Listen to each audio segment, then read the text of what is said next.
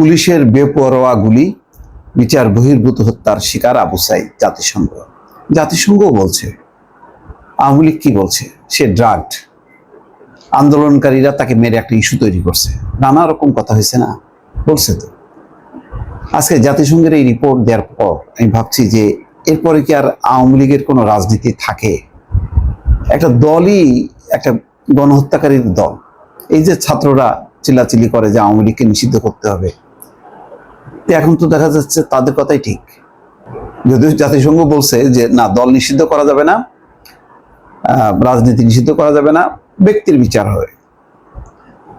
কিন্তু এখন থেকে মনে হচ্ছে যে একটা দলের এরকম শীর্ষ পর্যায়ের সবাই যদি মানে পরিকল্পিতভাবে তারা সিদ্ধান্ত নেয় যে তারা মেরে কেটে হলেও ক্ষমতায় থাকবে, তখন এটা আর রাজনৈতিক দল না, এটা হচ্ছে একটা মাফিয়ার গোষ্ঠী যারা আসলে ক্ষমতার নেশায় উন্মুক্ত। এদের কাছে নীতি আদর্শ কিচ্ছু না, এরা ক্ষমতায় থাকো, এনজয় করো, লুটপাট করো, এই হচ্ছে তাদের ওই মুক্তিযুদ্ধের আদর্শ, স্বাধীনতার চেতনা, এই সমস্তগুলি ধুয়ে দিয়ে বহুত অনেকদিন খাইছে তারা।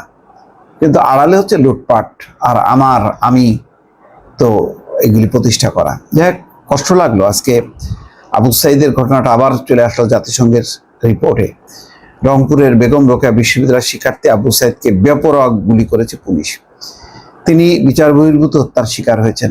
ভুক্তভোগী ব্যক্তি ও প্রত্যক্ষদর্শীদের বর্ণনা এবং ভিডিও ফুটেজের ভিত্তিতে আবু সাইদের হত্যাকাণ্ডে পুলিশের সরাসরি জড়িত থাকার যথেষ্ট যুক্তিসঙ্গত কারণ রয়েছে।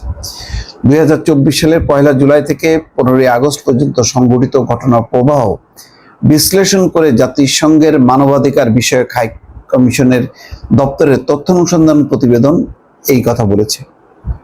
সামাজিক যোগাযোগ মাধ্যম থেকে পাওয়া আবু সাইদ হত্যাকাণ্ডের বিভিন্ন ভিডিও ছবি পরীক্ষা করেছে তারা।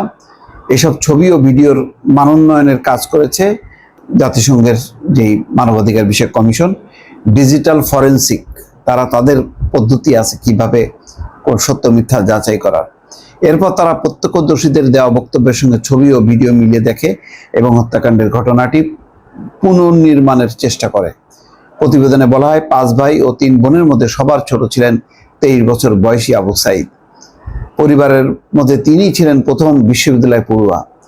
শুরু থেকেই তিনি কোটা সংস্কার আন্দোলনে অংশ নিয়েছিলেন। আন্দোলন চলাকালে গত বছরের 16 জুলাই স্কুল ও বিশ্ববিদ্যালয়ের হাজারো শিক্ষার্থী পুলিশের অনুমান অনুযায়ী 3 থেকে 4 হাজার রংপুরের বেগম রোকেয়া বিশ্ববিদ্যালয়ের আশেপাশে বিক্ষোভ করেন। বিশ্ববিদ্যালয়ের 1 নম্বর গেটে শিক্ষার্থীদের বড় একটি দল জড়ো হওয়ার পর উত্তেজনা বেড়ে যায়। যাই হোক, এখন আর পুরনো ইতিহাস সবাই জানে। মোট কথা হলো আবু সাইদ হত্যার শিকার হয়েছে, তাকে একেবারে সরাসরি সামনে থেকে গুলি করে হত্যা করা হয়। পুলিশের এই গুলি চালানো, এটা পুলিশ নিজে থেকে কখনো করতে পারে না, এটা সবাই জানে। ঊর্ধ্বতন কর্তৃপক্ষের নির্দেশে এই ঘটনা ঘটানো হয়েছে। অর্থাৎ এটার মধ্য দিয়ে আবু সাইদের যে বীরত্ব, সেটাকে গুড়িয়ে দিয়ে একদম ধ্বংস করে দিয়ে তারা চেয়েছিল যে শিক্ষার্থীদের আন্দোলন দমন করা এবং তাদের মধ্যে ভীতি ছড়ানো। কিন্তু এটাই স্ফুলিঙ্গের মতন যে ছড়িয়ে পড়বে, এটা তারা অনুমান করতে পারেনি। ফলে তাদের মিশন ব্যর্থ হয়, শেখ হাসিনার পতন হয়। আজকে আবু সাইদ একটা ইতিহাসের অংশ, জাতিসংঘের রিপোর্টের পাতায় সে ঠাঁই করে নিয়েছে।